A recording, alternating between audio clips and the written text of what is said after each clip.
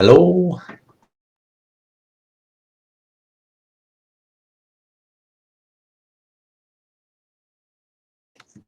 hello, hello. Is anyone out there? Hello, hello. Think I need to drop a. Do you think I need to drop a quick announcement to remind everyone, or okay, do that now? Come on, please.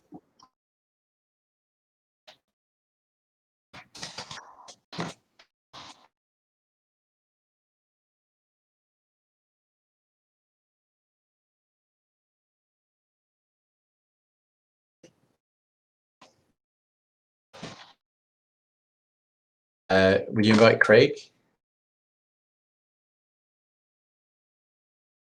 No? After he let you down?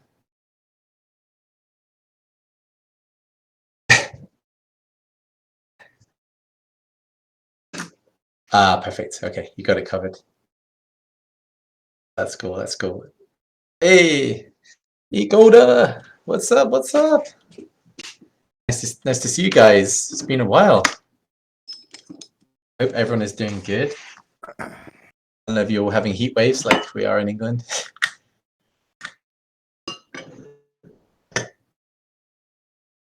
What's up, Vala? How you doing? Hey, good. How are you doing? Yeah, good. Thanks, man. Excited Good. to be back. Yeah, I'm Working in what we excited you're love. back. We're all excited you're back. Yeah, exactly. Now, please tell us where we're going, Captain. there's like there's like rocks everywhere, icebergs. There's like sharks trying to bite the side of the boat. You guys did well. Kept it all going while I was away. But honestly, I mean, it's great. Obviously, doing a job for Solana. You know, it was like a big client and get us good exposure. But it really, you know, me and Jim both. Part of the reason why we got into making IP because we did client work for it must have been 12, 13 years. You know, we were working in London and we were basically working this big 3D studio in London, doing all of their 2D commercials. And it was just rough, you know, because like you're changing jobs every like 2 or 3 weeks. And almost all of the enjoyment of the job is based on the client and like if they are appreciative of like artists, if they have a good understanding of like what's involved, or if they're like, you know, they just see you as like, what, we're paying you money, so just give us what we need and give it, you know, give it to us now. And you know, like it really affects the enjoyment of your job, which you have very little control over. But when you're working on IP, you know, like Gorecats or our previous project, Eco and the Sort of Light, you are getting really like immersed in the story over months and months and months, and you're spending that time building up, and you're not answering to anyone. You're your own boss, and it like I don't think either me and Jim had remembered what it was like to work for clients again. So, you know, the Solana job was rough at times because it was like we just felt like we were under this constant pressure and stress, like from someone who was like essentially, yeah, like, come on, we need the stuff delivered now. Like, let's go, let's go, let's go. And you know, it was in crazy tight deadline, like insanely tight deadline. And but it was fun just to like take the challenge and just like fully like drop into that. We had to like call up a lot of our freelancer friends and get help from them, and we had like a studio in Canada working on it, Bristol, freelancers in Brazil. Like it was like crazy, like international production. And we delivered it at 11 p.m. on Sunday night, and it was like we were launching it Monday morning at 6 a.m. So we made it with 7 hours to spare the deadline, but we did it. We made it in the end, and Monday I just like crumbled. I was like, we'd worked like I don't know 15 days straight or something, so it was like a welcome to just do nothing, recuperate, and then come back to Gorecats. The whole time I kept thinking, I can't wait to get back to Gorecats. I can't wait to get back to like something which is our own, and you know, we're in control, and our clients are essentially you guys, you know, which is way better because it's like a reciprocal relationship, and you guys like, you know, like what we do, and that's why you're here. And so it just made us realize this is the future and this is where we want to be. So it was good. But who knows, right? The connection with Solana now, like from two reasons. One, that they'll hopefully help promote us when we drop new things, as a kind of a thank you for the work, but also they obviously invest and give grants to projects as well, like through the Solana Foundation. So if either one of those comes to fruition for Gorecats, then it was worth it on so many levels, other than buying us some financial security to work on Gen 2. So it was all good. But yeah, how are you guys all doing? Everyone's good? Everyone's surviving? Despite this shocking market right now. Yeah. I don't know what's going on. Like, I've been following Dynadogs obviously pretty closely. And they did manage to sell out their 10,000 collection, but the secondary market is suffering. That seems to be the case. And there's a lot of projects as well that seem like they've dropped, 10 times their floor price. So although Gorecats isn't exactly like flying at the same time, it's held pretty steady. Like it's only, you know what I mean? It's always nice to see that it maintains a certain kind of consistency with its head just above the water. It shows a lot about the holders and the belief in the project, which is really nice to see. So yeah, we're just going to keep on building. I guess you guys have all seen the Lucky Gorecats announcement we made. We spent a long time on this, like months and months, because it's that horrible thing where the second you release it, it's like you're committed to every little thing that is written in there.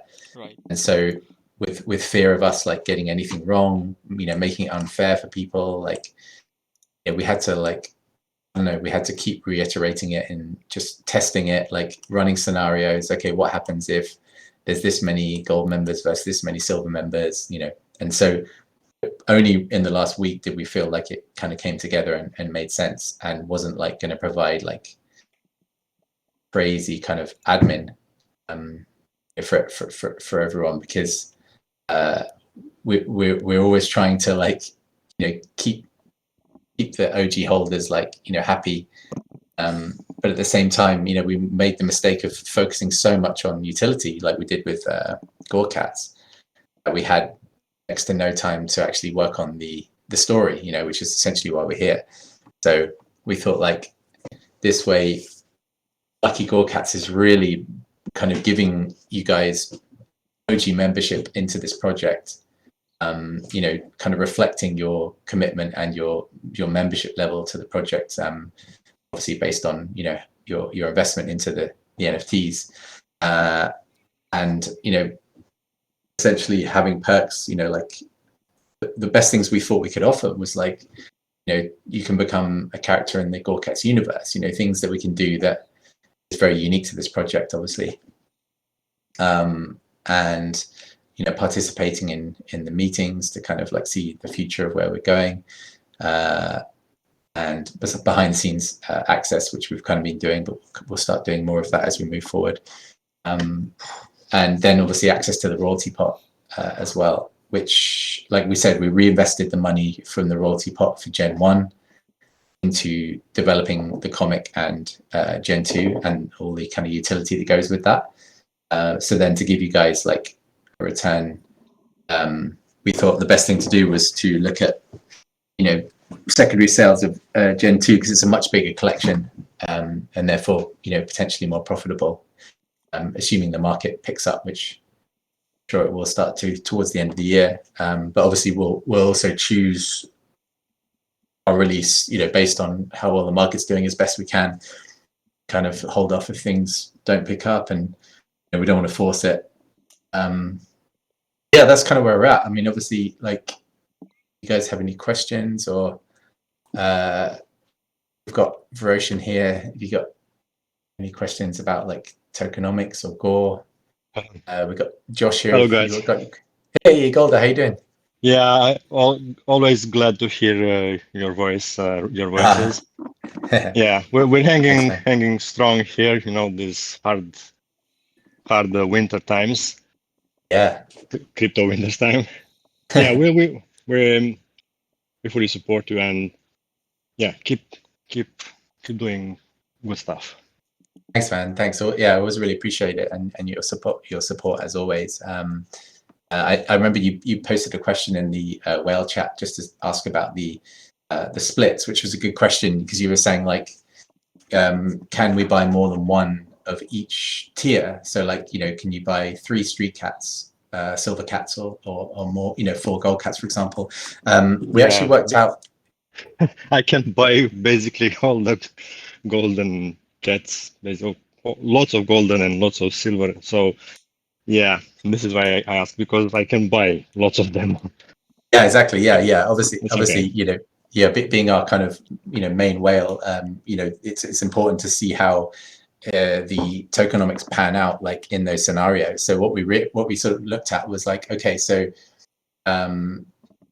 if all the whales sort of spend all their gore on gold fat cats, then essentially, and then you guys are then splitting the pot. The pot is then naturally proportional to how much your ownership in the project is. So to us, that seems completely fair, right? Because if you have enough Gorecats that you can afford 6 fat cats, then versus someone who has enough to buy 2, and when you then are getting your share of the royalty pot, it works out evenly. So this model is actually better than the way we had it before, where we had a set number of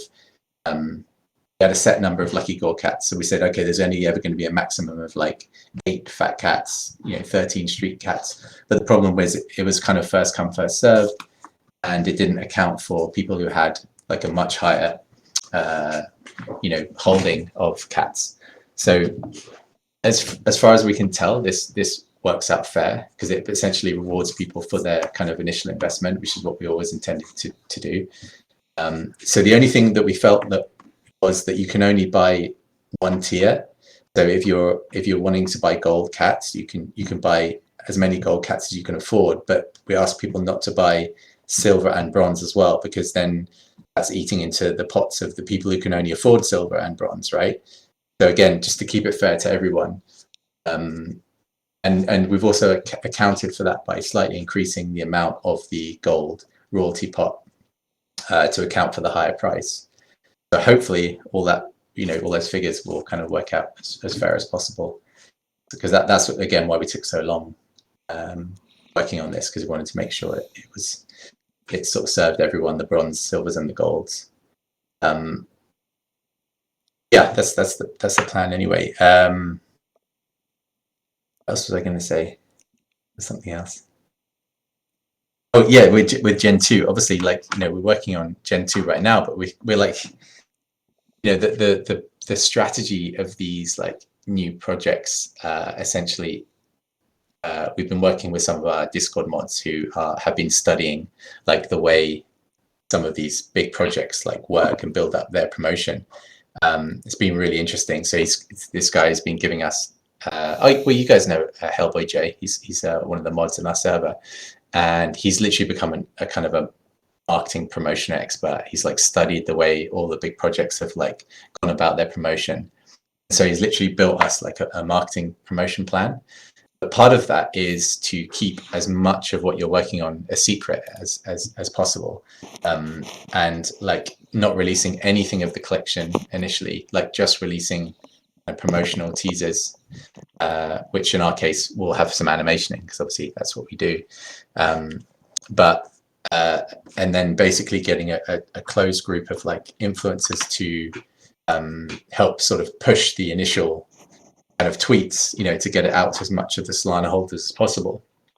But as a result of that, it means that we can't leak any of the work we're doing on Gen 2, which means, we can't really show you guys. It's kind of annoying because we have all the stuff we're working on, but obviously the moment we show it, it's going to get leaked, and then it kind of kills the momentum of the marketing campaign, because it has to be done almost like drip fed and done the way Hellboy's laid it out. It's very specific that you like release teasers, and you're constantly teasing people. You're giving them just enough, but not enough that they know exactly what it's about, and then I want to know more. So then they join the Discord, and then they like follow your Twitter, and so yeah, it's all done, as I say, to a very specific plan. So we'll keep you updated as much as we can, but unfortunately we can't show you the actual work on Gen 2. Nothing against you guys. Like we trust you and everything, but it's it always happens. Someone takes a screenshot, puts it on Twitter innocently, just to kind of be like, hey, check out what these guys are doing, and then it's kind of leaked. So yeah, we'll keep you posted as much as possible. But at the moment, we're looking at like kind of October time to do a Gen 2 drop, assuming the market will continue to sort of improve. If we can time it right, we'll get that nice little boost you often get towards the end of the year. Ideally, we're timing it as it's rising. Obviously, would be perfect, but let's see how it goes. Yeah, is there any questions? Anyone wanted to chat about anything? Adrian, any questions coming in from the community or Vala, or anything you guys wanted to ask about the lucky Gorecats or the royalty pots or anything?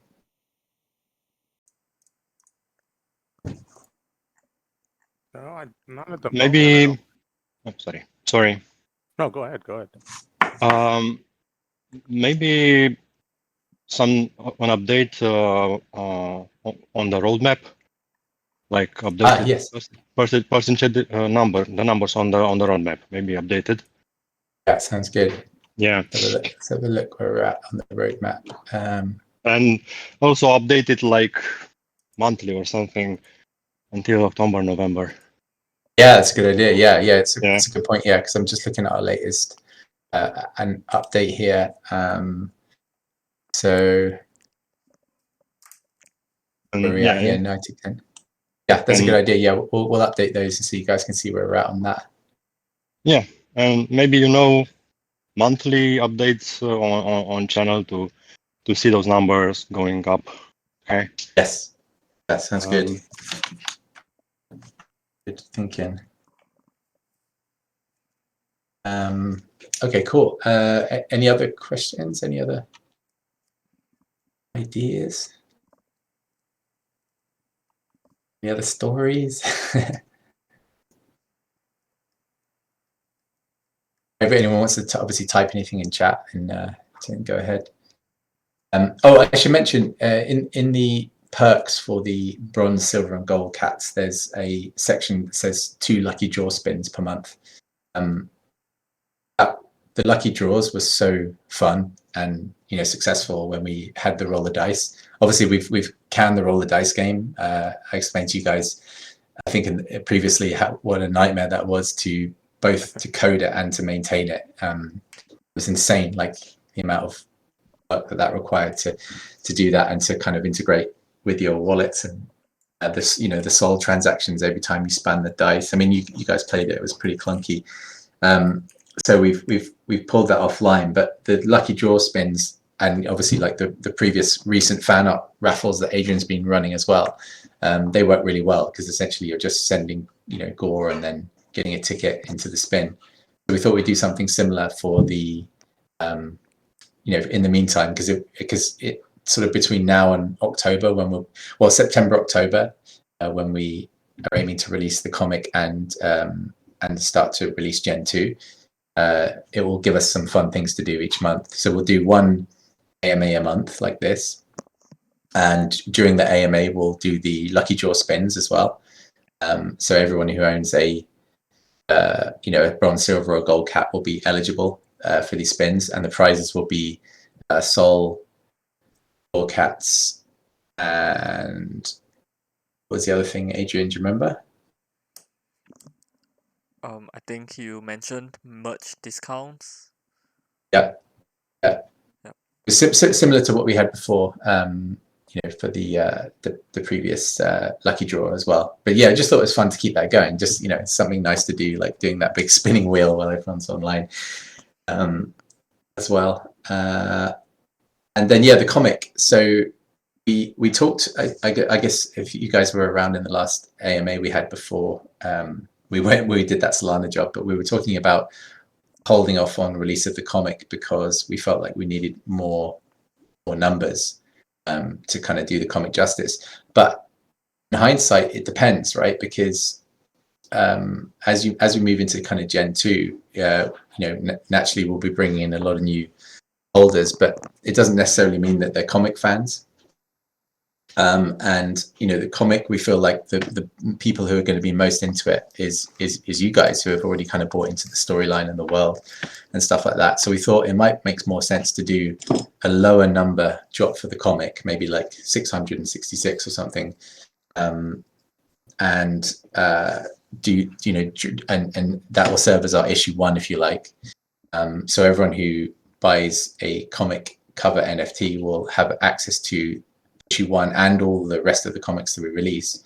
Then we could do additional drops every time we do a new issue. So obviously anyone who's bought that first issue would have lifetime access, no problem.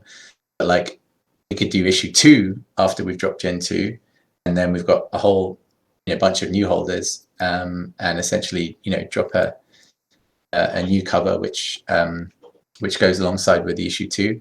And also our plan is to get a publisher to drop a real comic as well, like a physical comic, alongside that as well. So that will kind of help to fund that side of things. So either we can find a publisher or we can self-publish and send the comics out ourselves, which will be part funded by the sales of the NFT comic. And the best thing about that is if we go to our pitch meetings, once Gorecats is ready to pitch, and we've got comics in our hands, or we've got numbers to show how many people have bought, say, the digital comic versus the physical comic, it's just going to take us that much more seriously. It's like, this is an existing IP, it has an existing audience, less risk on their part, and the pitch becomes a lot stronger. So that's the plan at the moment. I mean, it's one thing I've learned about working in this space is you can't say anything for certain, because this changes like weekly, as you guys know. But yeah, that's the plan. We've learned to be organic and move with the flow. We always say this project's like steering a ship, and it literally is. It's like 1 minute it's perfectly calm, next minute it's a storm, next minute there's icebergs. But yeah, we've learned to kind of deal with that, and every time we have like our team meetings, we're just like constantly adapting and changing to the market and different factors, and when we need to bring money into the project, that kind of thing. And on the flip side, the only other thing to announce is that we are, as Studio NX, as the kind of studio behind Gorecats, we are offering our services now to do both our collections for other people, and also like animated promos as well. Because basically, when we got that job for Solana, we had to put together a team to produce that, with me and Jim sort of directing it. But now we've kind of got that team together and we know what they can do. We can take on other jobs, and that team can kind of take on the sort of the main chunk of that work, and leave us free to work on Gen 2, which is ideal scenario. So like a lot of other projects, they will offer dev services to other people will say, we'll do your staking. Or so basically our version of that is that our strength is the art and the animation, so we're going to offer those services to other projects as well. So you might see like some posts coming out saying Studio NX is offering that. So if you guys, any of you know of anyone who might need a collection designed or promotional art or animation, essentially we're creating that as a side business, which provides more security, financial stability for Gorecats on the side. So if we hit September and the market for whatever reason is tanking, then we've got financial security to not be forced to drop. Because I think that was the problem with Dynadogs, is they financially were committed to drop even when the market was bad. And when I spoke to them in hindsight, they're like, wow, we really lost a lot of money because of that. So that's a lesson for us, not to get in that situation. So that's why we decided to open up to offer that service as well.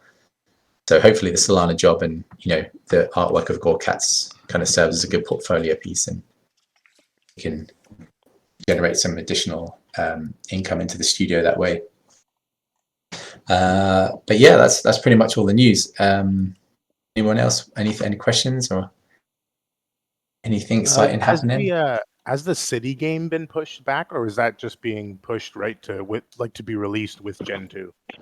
Yeah, so the city game, was kind of in effect, but I don't know. I don't know if we're just having bad luck with devs or if it's just normal. But like we are struggling to find devs that will commit to the whole project. Like the devs we're finding seem to be really enthusiastic, right off the bat, and then they'll start to kind of like sort of slide and then stop delivering stuff on time, and then they just like they just leave us high and dry. And it's happened twice now. We're now on our third set of devs, which Josh has sourced from the London hackathon. He went down to the London hackathon and was literally just interviewing people without them realizing it. Like, do these guys have any mental health issues? Are they likely to turn around and steal all our phantom wallets? That kind of thing. So he did find a couple of devs. So we're essentially trialing them right now. I think maybe we were a little bit, oh, this person's a dev, let's commit to working with them for 6 months. And then they let us down in the first month and you're like, shit, now we're stuck with these guys. So we're much more sort of stringent about, getting these guys, and like we've set them almost like tests to see how well they do. So at the moment they're building the comic book viewer, which will enable us to then roll out the comic, with the NFT serving as your access to the comic book, which is awesome. And if that all works out, they'll then move on to the staking game. So the staking game is absolutely still on the plans. It's just kind of being delayed because I don't know what, we tried so hard to make the staking game real simple, and you guys have seen some of that already. We built like this section of the city, and you play this kind of game as you move around, like trying to take over the block. But when you actually lay it all out on paper and all the strings of what's involved, it's so complicated. And and then every time we add one new small feature, it triples the complication. So there's no easy way to do it. We just have to kind of commit to it and start developing it and figuring out as we go. So yeah, that's the plan. I imagine the staking game probably be towards the end of the year realistically, but obviously if we can drop Gen 2, we can bring more people more devs onto the project and speed it up. Yeah, it's a good question. We were so excited about that. We'd love to get that done as soon as possible because it really ties everything together as well. Like it ties also Gen 1 and Gen 2 together because both of them are characters within this city. Right. Gen 1s are like the little mischievous gremlins, and Gen 2 is like the city dwellers that they get affected by it. We're describing it like Gen 1 is the Gorecats are like the demogorgons or whatever, the demidogs in Stranger Things, and Gen 2 are going to be like the kids that the Dungeons and Dragons kids that like get wrapped up in this crazy kind of mystery and have to like survive the streets and figure out where these kind of gremlins came from, and the mystery that unravels. And then obviously Mitch the detective and Jimmy are investigating this from a crime perspective, and all those stories all kind of connect and intertwine. So yeah, within the kind of the whole city, everything ties together really well, and the staking game is like a place where you almost see that all laid out. You're like, okay, if I'm a Gorecat holder, I'm going to stake my Gorecats in this part of the city, but if I'm a Gen 2 holder, I'm going to stake them in the alleyways and the back streets where these guys live, the gangs, and then if I'm maybe at some point we could do an NFT of Mitch and Jimmy the detective, would be cool. And then you could stake in the police station or something like that, or the private investigator's office, I guess, would be more apt. But yeah, that's that. All that stuff is ticking along. As soon as the devs have passed our test, we can move them onto that. Okay, so the initial use will just be to earn like more gore, and then the city game will kind of tie everything together. Yeah, essentially, yeah. It's somewhat to gamify the staking, really, and but then beyond that, it kind of like serves as a place for people to hang out and connect with all the different aspects of what we're doing, like the merch store, the comic book shop, right. So and then so basically, our plan with Gen 2 is as you know on the roadmap, like we talk a lot about the animated series, but we haven't talked much about the game. But we've decided that it's actually makes sense to develop both alongside each other. So the Gorecats game, which we've started kind of, I've got some cool like references that we're trying to emulate for the game, and it would be sort of a mixture of like a mystery adventure game combined with a platform shooter, which seems to suit perfectly the kind of storyline of Mitch, investigating these crazy Gorecats and going around solving these clues, but at the same time, shooting Gorecats that are trying to like jump out from the shadows and attack him along the way. Should be super fun. And from a business perspective, selling a game is an easier sell than a TV series, purely just like in numbers, right? There's probably 1,000 TV series put into commission each year, but probably 5,000 to 10,000 games a year. It's just an easier sell. So from a business perspective, it makes sense for us to develop both kind of complement each other anyway, because they're both telling the same story. The game is just playing it out, and the animated series would be obviously more just purely story driven. So the staking game we see as almost like the testing ground for the game development. So let's say in the first 3 months of us moving into production after we drop Gen 2, let's say we can get a demo ready. The demo would be launched on the staking game website, and your only holders would have access. So it's almost like you'd be the beta testers, and testing the game out, giving us feedback that would then go back, make changes, and that would, so essentially you'd be working along with us, like helping to develop the game. We could leave feedback. You guys could have suggestions. Like it's an interactive process. So yeah, that's the plan. So the staking game essentially is somewhere to have fun staking your cats, but it'll eventually develop into the platform for the Gorecats game. Again, we could make that completely independent if it's viable. We could just make it ourselves, like they did with Remnants, and it generates income from people playing it. Or we could go to a publisher and try and turn it into a console game on like Xbox and Nintendo Switch and stuff, which would be kind of a dream. That would be wild. Yeah. It'd be so cool. Yeah. And it's the same sort of thing, right? It feels like, if Gorecats became a game, like more than a series, to us, it's still a successful experiment, because, like the game industry took over the animation industry a long time ago. The numbers are like staggering. Like when you look at, say, the income from a fairly successful TV show versus a big, game like, Call of Duty or, Batman or something like that. Like it's like 40 times more profitable making games than animated series. So, the business of Gorecats could literally move in that direction, and it could be a huge success. Yeah, that'd be really cool. Yeah, I'd love that. It's something cool about, like I love animation. That's why I got into this business. I love my sort of dream. Now we've made a TV series. My dream would kind of be also to sort of direct like a feature film. If you could make like a 90-minute Gorecat feature film, quite dark, film noir, that would be awesome.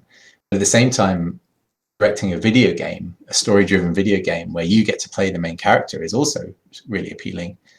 It's like, because you're interacting with it and you're kind of like playing it yourself. I'd say the only difference would be it feels like a smaller audience. Like, how many of us are full-on gamers versus how many of us watch things on Netflix? I feel like, right, might be wrong, but I feel like 100% of us, as in Gorecats holders, watches shows on Netflix, but only maybe 60% are gamers. And so naturally, I feel like it's a smaller audience. Like, like my wife, for example, will happily sit down and watch a show that maybe I enjoy more, than her, like in terms of content, but she wouldn't ever sit down and play a video game with me.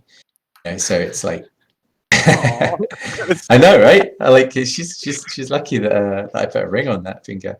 No, but you know what I mean. I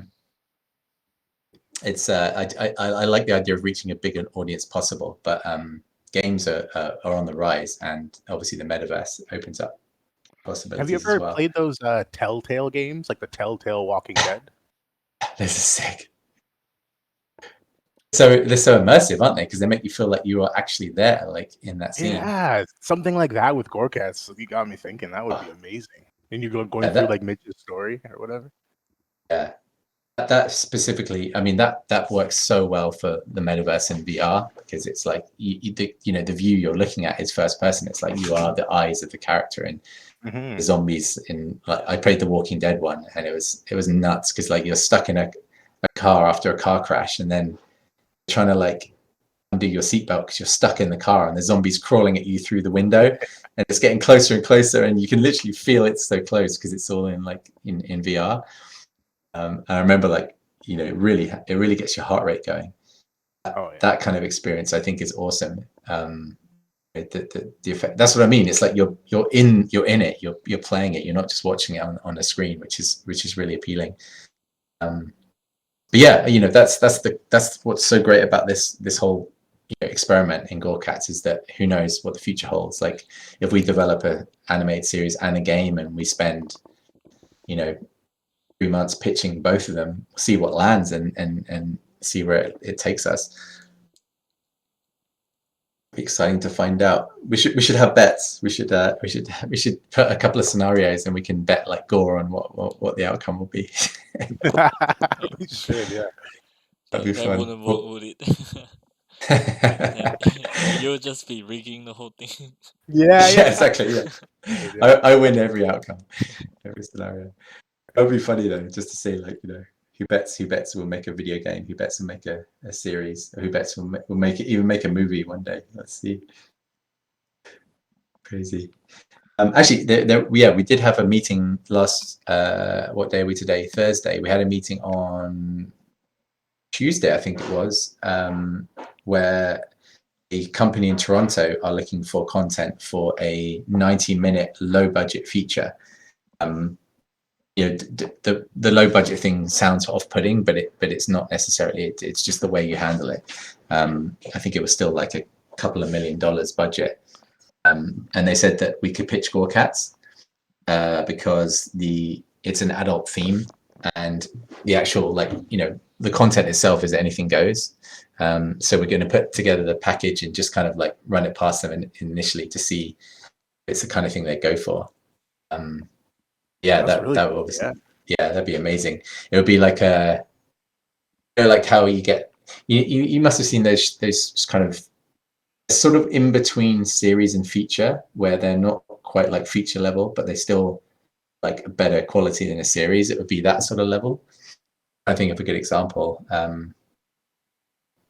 When you see like a movie version of like the animated Batman or something, it's like slightly higher quality than the series itself. Right. Yeah. It would be that level of budget, which for us would be great. I mean, before we did Gorecats, me and Jim directed a 15-minute. It was a Russian horror film actually, which they've now changed to European horror film because obviously they didn't want to get the bad press or whatever. But that was 15 minutes and the budget was like, I don't know, 300,000. And that felt almost like working on a feature. So if you times that by like 6, you've got like 90 minutes and budget 3 times 6, 12, 18. Yeah, almost 2 million. Is it pretty much the same? So well, actually, yeah, at some point we got to do a screening of that for you guys. It would be so cool to show you that. Yeah, that was my next question. Yeah, I don't know when we're allowed to show it. I mean, we're not really allowed to show it until it's like out, but I think we're allowed to do private screenings. So we can maybe say, look, these guys are all like holders of our project. Like we could do like a screening for you guys. It's 15 minutes long. It's not that long, but that would give you an idea of the sort of level we could take Gorecats to if we did it independently. It should be awesome. So yeah, we'll see. Cool. I'll keep you guys posted on that one. But yeah, that's where we're at. I love talking to you guys because we naturally get into all the possibilities, which is where I get so excited. But the frustrating thing is it takes months and months and months to get there. But that at least our plans now. Gorecats is coming out next to kind of establish your memberships in this project, and obviously the perks. Then if all goes to plan, we'll drop the comic book, issue 1, and we'll try and publish a physical copy shortly, followed by releasing Gen 2, obviously depending on the state of the market, in October. And then after we've dropped Gen 2, it's like full on production. Like we go full on, like everyone focuses in the team will focus on developing the animated series and the video game over the next 12 months, basically. That will buy us like a solid amount of time to take both of them. So we'll make a vertical slice demo of the video game and either a teaser or what's called a storyboard animatic of the animated series, which we can then pitch to execs, which will give us double the chance of success. So yeah, I feel like it's a solid plan, but yeah, it's going to take a while, unfortunately, to roll out. So in this space, a year's like 3 months, so it won't be that much. One more yeah. tiny question, just about the toy release. Will it come before Christmas? I don't know, man. Yeah, the toy is. There was a point when we were like insanely like excited because the toy company basically told us, look, we believe in this, so we'll invest in the development of like we said to you before, like an initial set of toys.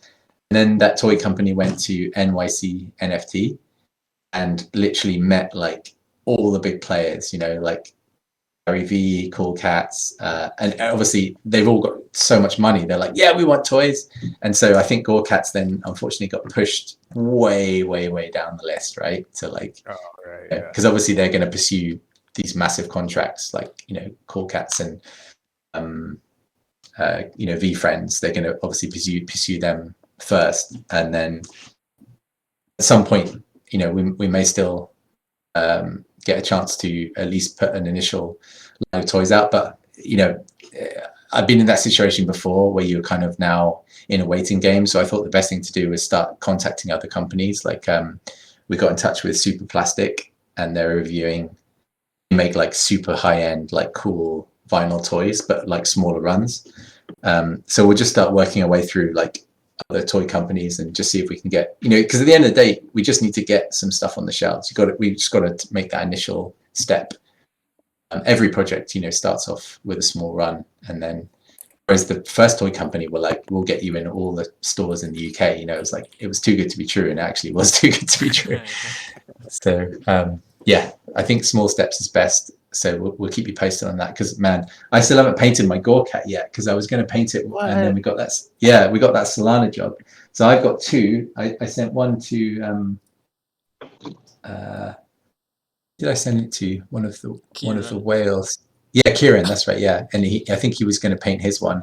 I've given one to my dad because he's a pretty awesome painter. So I'm curious to see what he does with it, and then I'm going to paint the other one myself. So yeah, I'll get on that, and then at least we can use that as like proof of concept to the toy companies.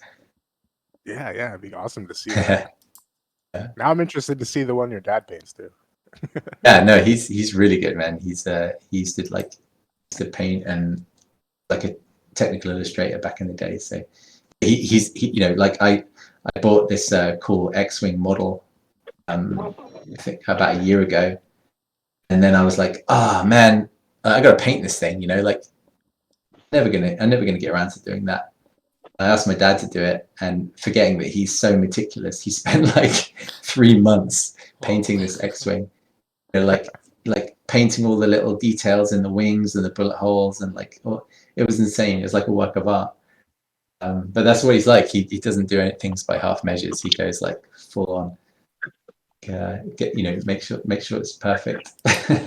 So yeah, it'd be really interesting to see what it does with the Gorecat. I imagine it'll be pretty fine detail.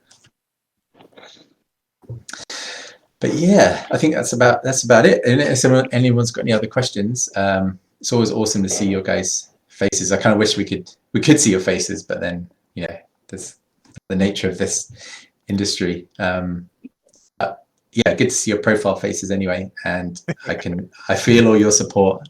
through the ether waves as always. And Jim apologized for not being able to come. He had to go to the dentist. He's been eating too much sugar, too much candies. Now he's got bad teeth.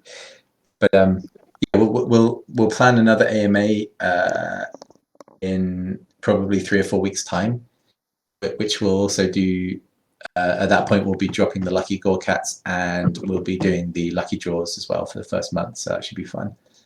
And yeah, obviously keep you guys posted on announcements to any other news. And yeah, like eGolden mentioned, we'll do a update to the roadmap, show you guys where we're at with that, and just make sure it includes our latest plans as well. All right. Any other questions? Let me know. If not, then obviously throw them down in the chats, and we'll pick up on them. And I hope you guys have a nice weekend. I'm away tomorrow a week with my wife's family, so I might take the Gorecat with me. I can paint it. Actually, get it done while I'm over there. Yes, do it. I need to find one of those old model shops where they sell that like enamel paint. I used to paint like Warhammer when I was a kid, so I need to get my gear out. Hey, I paint Warhammer. That's crazy. Nice. Yeah, man. I was thinking I need to like get those tiny paintbrushes, you know, like and like that crazy paint that like sticks to anything. Oh, I think, don't buy the Citadel stuff. It's so expensive. what do you recommend? Like, go to like an actual little hobby shop that has paint. Oh, okay, yeah. Don't buy that brand name one. Yeah, look, it's just so expensive. I remember it being expensive back in the day. Yeah, okay, that's good. That's a good advice. I'll go to a model shop then. That'd be cool. Well, yeah, you should show us some of your Warhammer as well. I'll show you my Gorecat, and you can show us. Hey, I'd love to. Yeah, that'd be awesome. Nice. All right, guys. Well, yeah, nice to see you all, and thanks for joining as always. Adrian's recorded this. If there's anything you missed, basically we just went over all the plans and the lucky Gorecats and stuff. But yeah, if you do have any questions, just shoot them in the chat, and we'll get back to you guys. Yes. All right. Sounds good. Thanks for Thank coming. you. Yeah, have a good rest of the week, and we'll speak to you guys soon. All right, take care, everyone. Take care. Peace out. LFG. LFG. LFG.